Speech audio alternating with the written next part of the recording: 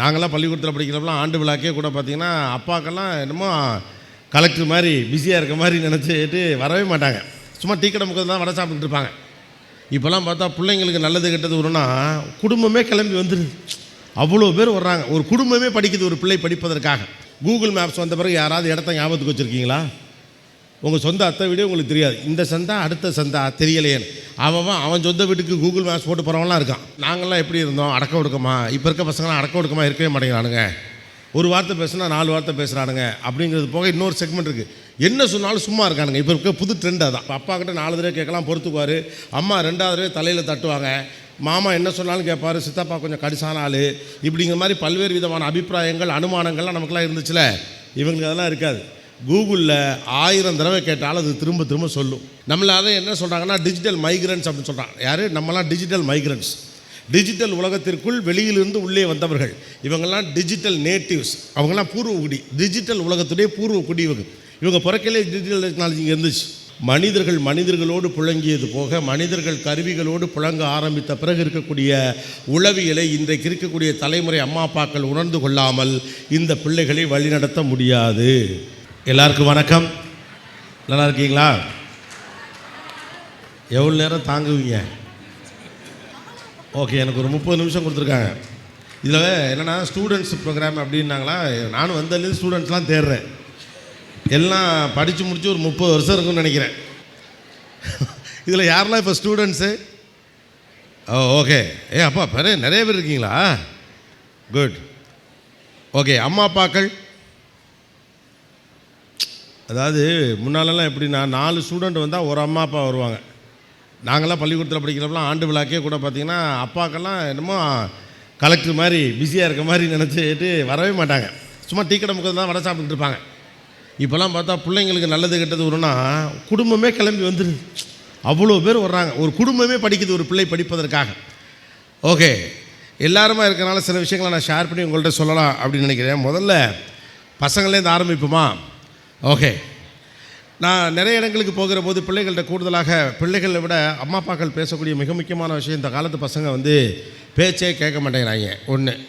2வது விஷயம், நாங்கள்லாம் எப்படி இருந்தோம்? அடக்க ஒடுக்கமா. இப்போ இருக்க பசங்களாம் அடக்க ஒடுக்கமாக இருக்கவே மாட்டேங்கிறானுங்க. ஒரு வார்த்தை பேசுனா 4 வார்த்தை பேசுகிறானுங்க. அப்படிங்கிறது போக இன்னொரு செக்மெண்ட் இருக்குது. என்ன சொன்னாலும் சும்மா இருக்கானுங்க. இப்போ இருக்க புது ட்ரெண்ட் அதான்.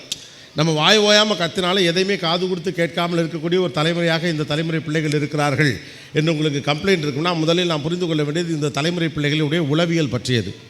ஏன் இதை நான் சொல்கிறேன் அப்படின்னா, உளவியல் என்பது ஒவ்வொரு காலகட்டத்திலும் அவங்களுக்கு இருக்கக்கூடிய எக்ஸ்போஷரை ஒட்டி மாறும். கம்ப்யூட்டர் வந்த பிறகு நம்முடைய உளவியல் மாறியது.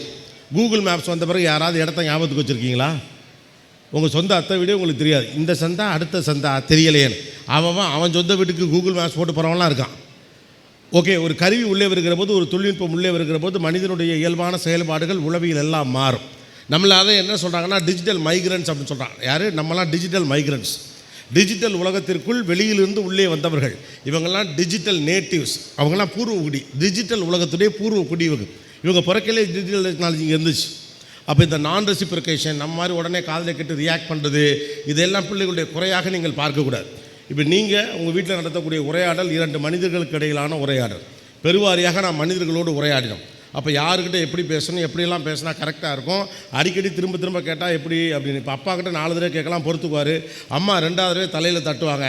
மாமா என்ன சொன்னாலும் கேட்பார். சித்தப்பா கொஞ்சம் கடிசான ஆள். இப்படிங்கிற மாதிரி பல்வேறு விதமான அபிப்பிராயங்கள் அனுமானங்கள்லாம் நமக்குலாம் இருந்துச்சுல. இவங்களுக்கு அதெல்லாம் இருக்காது. கூகுளில் 1000 தடவை கேட்டாலும் அது திரும்ப திரும்ப சொல்லும். கன்னியாகுமரியிலேருந்து நாகர்கோவிலுக்கு எத்தனை கிலோமீட்ரு அப்படின்னு முதல் தடவை கேட்டாலும் சொல்லும், 2வது தடவை கேட்டாலும் சொல்லும், 3வது தடவை கேட்டாலும் சொல்லும், 125வது தடவை கேட்டாலும் சொல்லும். அவனை பொறுத்த வரைக்கும் அது கேட்டால் சொல்லும், அவ்வளவுதான். மனிதர்களோடு புழங்கியது போக மனிதர்கள் கருவிகளோடு புழங்க ஆரம்பித்த பிறகு இருக்கக்கூடிய உளவியலை இன்றைக்கு இருக்கக்கூடிய தலைமுறை அம்மா அப்பாக்கள் உணர்ந்து கொள்ளாமல் இந்த பிள்ளைகளை வழிநடத்த முடியாது. உங்களுக்கு சொல்லப்பட்ட ஒழுங்குகளின் வழியாக இவர்களை நீங்கள் வழிநடத்த முயற்சி பண்ணால் அது சம்மந்தமே இல்லாமல் இருக்கும். அதனால் எல்லாத்தையும் இவங்க கிரிஞ்சுக்கிறானுங்க. லேசாக நீங்கள் அட்வைஸ் பண்ணால் உடனே ஏன் பூமர் அப்படின்னு சொல்கிறானா, இட் இஸ் நாட் ரெலவெண்ட். நாம் கடந்து வந்த அனுபவத்தின் வழியாக இந்த பிள்ளைகளை வழிநடத்துவதற்கு முயற்சி செய்கிறோம். என்னுடைய அப்பா எனக்கு என்ன சொல்லிக் கொடுத்தாரோ அதை என்னுடைய பிள்ளைக்கு நான் சொல்லிக் கொடுத்தாலே நீங்கள் அவுடேட் ஆகிட்டீங்க. இவர்கள் வாழும் உலகத்திற்கு ஏற்றார் போன்ற தகவல்களை உங்களால் சொல்ல முடியும் என்றால் நீங்கள் இப்போது அவர்களோடு இணக்கமாக இருக்க முடியாது. The most important thing what we need to understand is we have to be interesting than our equipments. நாம் வைத்திருக்கக்கூடிய கருவிகளை விட புத்திசாலிகளாகவோ அல்லது சுவாரஸ்யமான மனிதர்களாகவோ இருக்க வேண்டும். கூகுளை தேடி போகாத அளவுக்கு இருக்குன்னா வீட்டில் பேச்சுவார்த்தை இருக்கணும். பாருங்கள், இந்த மைக்கே நம்ம இன்னும் கரெக்ட் பண்ண முடியல. உலகம் ஃபுல்லாக பிரச்சனை நடக்கலை. இடையில ஆகாசவாணி செய்திகள் வாசிப்பதுன்னு சின்ன பிள்ளை ஞாபகம் ஒரு சவுண்டு வருது. அப்போ இங்கே இருக்கக்கூடிய கருவிகளை விட பிள்ளைகளோடு இணக்கமாக பழகுவதற்கான, ஏன்னா இங்கே 2 பேரோட அவங்க ரியாக்ட் பண்ணுறாங்க. ஒன்று, எதுவுமே எதிர்த்து பேசாது, என்ன கேட்டாலும் அது சொல்லும். இப்போலாம் அப்படி தான் இருக்காங்க.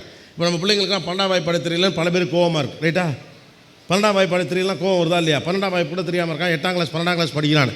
தெரிஞ்சிக்க வேண்டிய தேவையில்லைங்கிறதா ரியாலிட்டி. வாட் இஸ் 11 to 12 கேட்டால் ChatGPT சொல்லிடும். இதுக்கு உட்காந்து நான் நெஞ்ச குத்திக்கிட்டு படிக்கணதப்போ நான் படித்தால அப்போ நீயும் படி. நீங்கள் படித்த காலகட்டத்தில் இருந்தபோது இருந்தது அதிகபட்ச பெரிய சயின்டிஃபிக் டிவைஸே சயின்டிஃபிக் கால்குலேட்டர் தான்.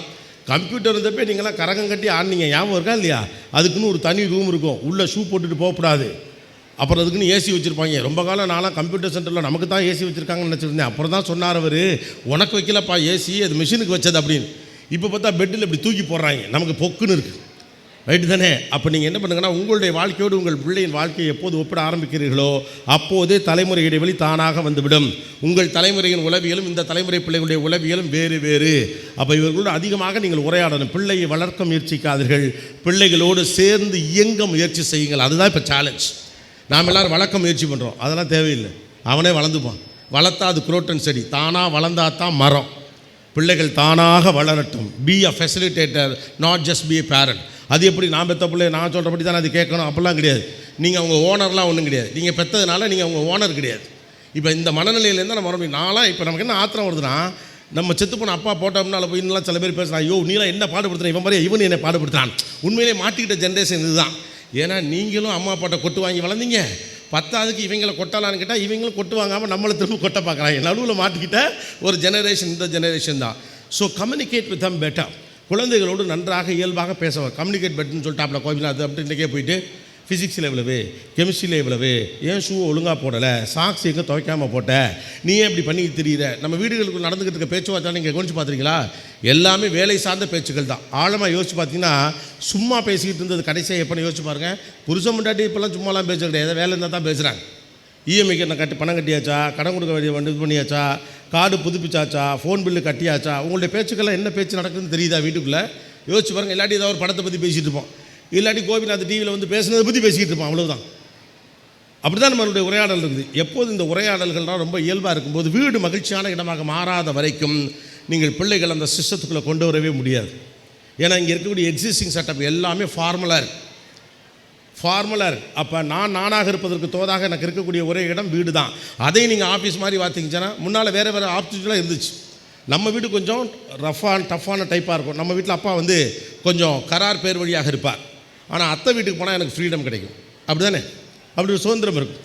எங்கள் அப்பா கொஞ்சம் கோவக்காராக இருப்பார். நம்ம வீடு கொஞ்சம் டஃப்பாக இருந்தால் கூட சித்தப்பா வீட்டுக்கு போனால் சித்தியெல்லாம் நல்லது கெட்டது செஞ்சு தருவாங்க. மாமா ஒரு கேரக்டர் இருப்பார், அவர் நம்ம வீட்டில் டஃப்பாக இருந்தாலும் அவர் நல்லது கெட்டதெல்லாம் நமக்கு செய்வார்.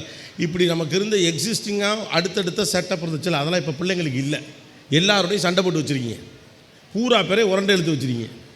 இப்போ நமக்கு செகண்ட் ஃபேமிலின்னு ஒன்று இருக்கா என்ன, அடுத்த ஃபேமிலின்னு ஒன்று இருக்கா என்ன? இப்போ பழைய மாதிரி உங்கள் அத்தைகளுக்கு நம்ம பிள்ளைகள் மேலே உறவும் உரிமையும் இருக்கா? பழைய மாதிரி மாமாக்களுக்கு நம்ம பிள்ளைகள் மேலே உறவும் உரிமையும் இருக்கா? படக்குன்னு நம்ம பிள்ளை ஒரு அதட்டிட முடியுமா? ஒத்த பிள்ளை பெற்று வச்சுருக்கேன், நானே ஒரு வார்த்தை சொன்னதில் எப்படி உங்கள் தம்பி சொல்ல போச்சு அப்படின்னு மல்லு சண்டைக்கு வந்துடுங்க. அப்போ பிள்ளைகளுக்கு எக்ஸ்டெண்டட் ஃபேமிலி இல்லாதப்போ அந்த வீடு தான் அது எல்லாத்தையும் காம்பன்சேட் பண்ண வேண்டியிருக்கு. முன்னால் நம்முடைய உறவுகளும் ஊரும் சேர்த்து பிள்ளையை வளர்த்தது. இப்போ அம்மா அப்பா 2 பேர் மட்டும்தான் வளர்க்குறீங்க. உங்கள் 2 பிரெயின் தான் ஆப்ரேட் ஆகுது. அப்போ வேறு வழி இல்லை. நீங்கள் தான் கூகுளை விட அவங்களோட இன்ட்ரெஸ்டிங்காக பேசணும், மெஷின்ஸை விட இன்ட்ரெஸ்டிங்காக பேசணும். நாம் என்ன பண்ண பார்க்குறோன்னா, இவனுங்களை காம்பன்சேட் பண்ண பார்க்குறோம்.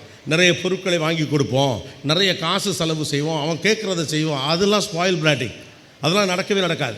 இவர்களின் உளவியலையும் முதலில் நீங்கள் புரிந்து கொள்கள். மறுபடி நான் சொல்லிக்கிட்டே அதுதான். அவங்க நான் ரெசிப்ரிகேட்டிவ் ஜெனரேஷன். முன்னாலாம் நீங்களாம் இப்போ கூட உங்கள் டீச்சரை பார்த்தீங்கன்னா ரொம்ப சந்தோஷமாக சார் வணக்கம் அப்படின்லாம் சொல்லுவீங்க. அவங்க அப்படிலாம் சொல்லுவாங்களான்னு தெரியாது. அதே மாதிரி சீக்கிரமாக ரிட்டையர்ட் ஆக போகிற ஜென்ரேஷன் இதுதான். 40 வயசுக்கு மேலே போர் அடிக்குது, வேலையை விட்டுருவாங்க எல்லாருமே. நம்மளே இப்போ 50-52 வயசில் விஆர்எஸ் கொடுத்துட்டு பல பேர் வெளியில் வந்துட்டோம்ல. அப்போ இவங்க வேறு, நாம் வேறன்னு முதல்ல நீங்கள் புரிஞ்சாதான் பழைய பானையில் புதிய கல் அப்படிங்கிற கதையெல்லாம் நீங்கள் சொல்லிட்டு இல்லாமல் இவங்களுக்கு என்ன சொல்லணுமோ அதை நீங்கள் சொல்லலாம்.